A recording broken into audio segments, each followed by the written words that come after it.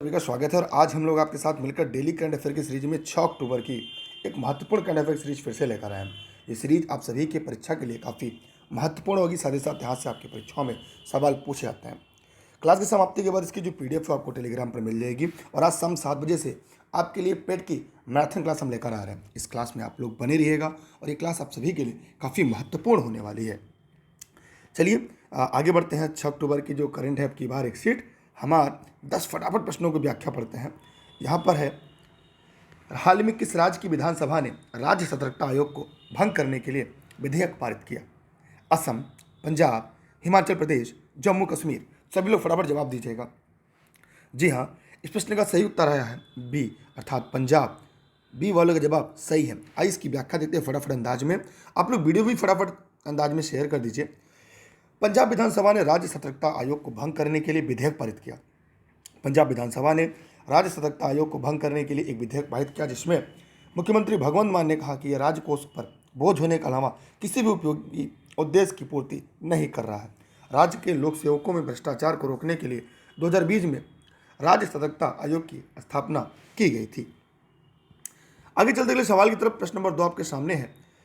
गृह मंत्री अमित शाह ने 2021-22 के लिए उत्तर प्रदेश, पंजाब और गोवा को राज्य आपदा नमन कोष के केंद्रीय हिस्से के रूप में कितने रुपए की मंजूरी दी? सभी लोग फटाफट अंदाज में जवाब दीजिएगा। 200 करोड़, 488 करोड़, 512 करोड़, 642 करोड़। तो यहाँ पर इस प्रश्न का उत्तर होगा 488 करोड़, अर्थात सवाल का उत्तर बी होगा। बढ़ते हम आज के अगले सवाल की तरफ, उससे व्याख्या देख लेते हैं। गृह मंत्री अमित शाह ने 2021-22 के लिए उत्तर प्रदेश, पंजाब और गोवा राज्य आपदा शासन कोष के केंद्रीय हिस्से के रूप में 488 करोड़ रुपए जारी करने की मंजूरी दी। केंद्र सरकार ने वर्ष 2021-22 से 2025-26 के लिए राज्य आपदा शमन कोष के लिए 32,000 करोड़ रुपए और राष्ट्रीय आपदा शमन कोष के लिए 13,063 करोड़ रुपए से अधिक का आवंटन किया। आज का सवाल नंबर 3 है। स्वच्छ गंगा के लिए राष्ट्रीय मिशन ने सीवर प्रबंधन, जैव विविधता संरक्षण, वनीकरण और विकेंद्रीकृत अपशिष्ट जल उपचार से संबंधित 1145 करोड़ रुपए की कितनी परियोजनाओं को मंजूरी दी है?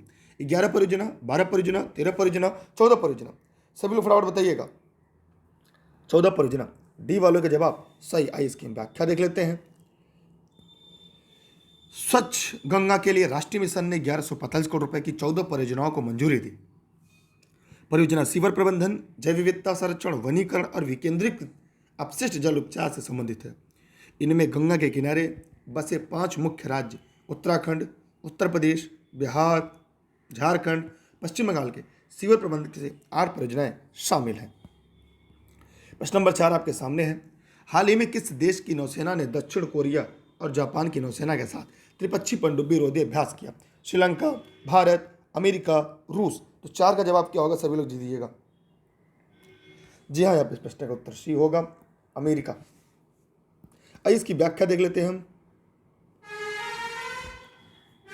संयुक्त राज्य अमेरिका, दक्षिण कोरिया और जापान की नौसेना ने 5 वर्षों में पहली बार त्रिपक्षीय पनडुब्बी रोधी अभ्यास किया।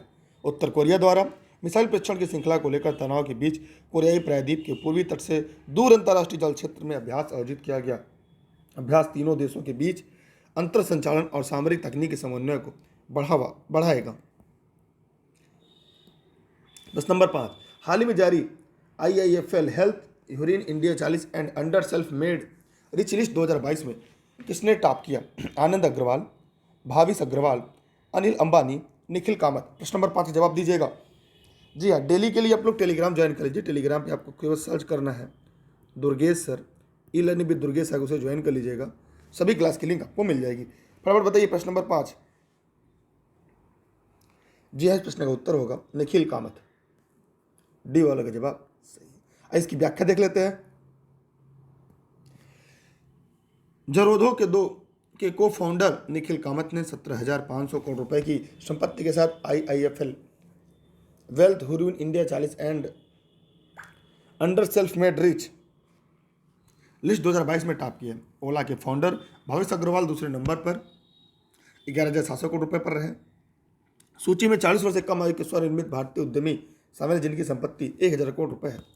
अगला है प्रश्न नंबर 6।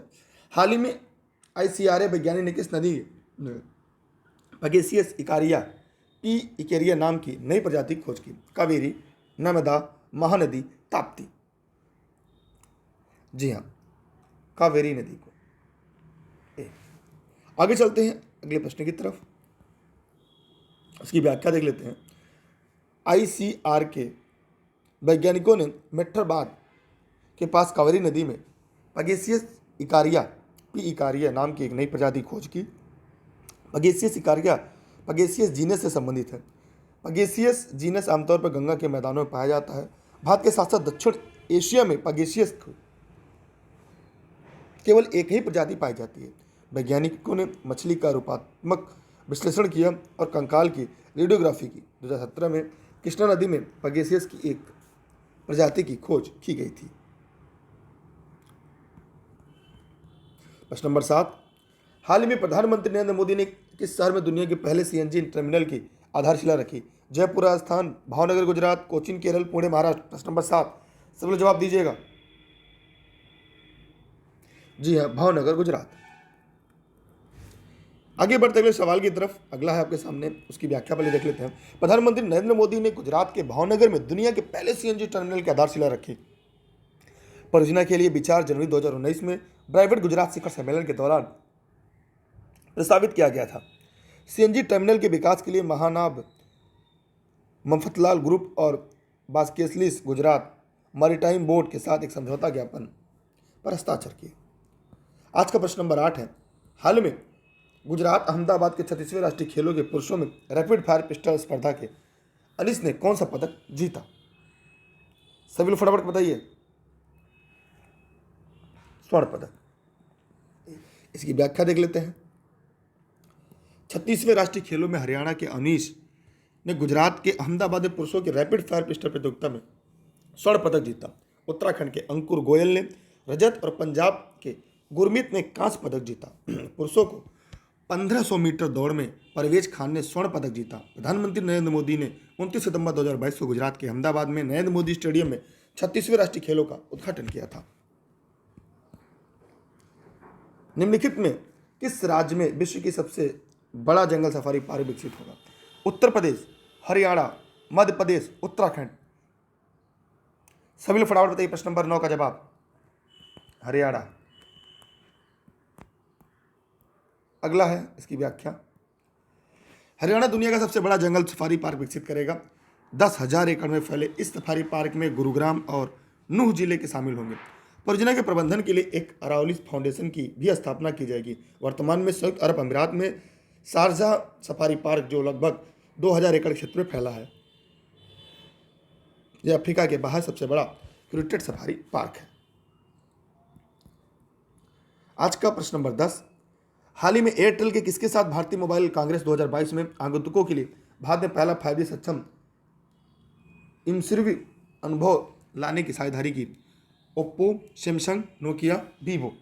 सभी लोग जवाब दीजिएगा। जितने भी साथी इस वीडियो को देख रहे हैं, वीडियो को शेयर जरूर करिएगा। चैनल पर नए हैं तो लाइक करके सब्सक्राइब करके रखिएगा। जी, इस प्रश्न का उत्तर होगा सी, नोकिया। अगर आपने भी इस प्रश्न का उत्तर सी बताया है तो जवाब आपके सही है। आइए इसकी भी व्याख्या देख लेते हैं। नोकिया, एयरटेल और नोकिया ने भारतीय मोबाइल कांग्रेस में आगंतुकों के लिए भारत का पहला 5G सक्षम इमर्सिव अनुभव लाने के लिए साझेदारी की। एयरटेल और नोकिया काशी विश्वनाथ मंदिर और स्टैच्यू ऑफ यूनिटी के सांस्कृतिक वैभव को होलोग्राफिक छवियों के माध्यम से जीवंत करेंगे। इसी के साथ आज की क्लास समाप्त होती है। आज के 7 बजे आपकी करंट की मैराथन होगी, आप सभी उसे देखना ना भूलिएगा, शाम के 7 बजे। जी हाँ, ये 1 साल की पूरी कंप्लीट महत्वपूर्ण होगी, जिसमें योजनाओं से लेकर उन महत्वपूर्ण तथ्यों को सम्मिलित किया गया है जहाँ से परीक्षाओं में आपके सवाल आते हैं। वीडियो को शेयर करिएगा। टेलीग्राम पर सभी लोग जुड़े रहिएगा, दुर्गेश सर सर्च करके। YouTube e learning with Durgesh, Instagram e learning with Durgesh है, ठीक है। और e learning with Durgesh app install कर रखिएगा, जहाँ पे सभी एनसीईआरटी की नोट कक्षा 6 से 12 तक हिंदी अंग्रेजी दोनों माध्यम में उपलब्ध है। बहुत बहुत धन्यवाद। जय हिंद, जय भारत। प्रति सुबह 6 बजे करंट की सीरीज आपको ई लर्निंग विद दुर्गेश के यूट्यूब चैनल पर लाइव मिल जाती है। Bye bye.